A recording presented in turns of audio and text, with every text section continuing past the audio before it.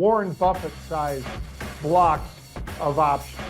And when we see that, because we don't care about what more or less what any of you do or what I do, what Todd does, even if you're running a hedge fund, unless you're Stevie Cohen at 0.72 or somebody really big, I'm probably not seeing and or following your trades, because our system is set up, it's looking for blocks of 500 contracts or more.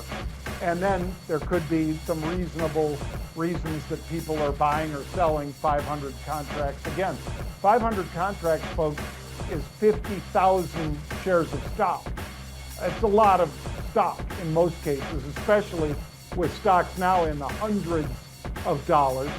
When somebody trades 1 million shares of stock, that's 10,000 options. I really pay attention to that. And going into 9/11, the 3 days before the terror attack, there were a lot of puts being bought in American Airlines and United Airlines stock. And so we saw that and we were like scratching our heads thinking, well, maybe this is a downgrade from Bank America or from Merrill or from Goldman Sachs, from JP Morgan. Maybe they're going to downgrade the stock and they're getting ahead of it. Because believe it or not, sometimes things like that happen on Wall Street.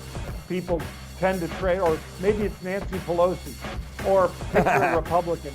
Maybe it's Mitch that's buying those puts, because they do all the time. Members of Congress are active traders, folks, and it's always been kind of something that sticks in my craw, that they can buy on inside information. But if any of us did that on the information that they have, we'd go to jail.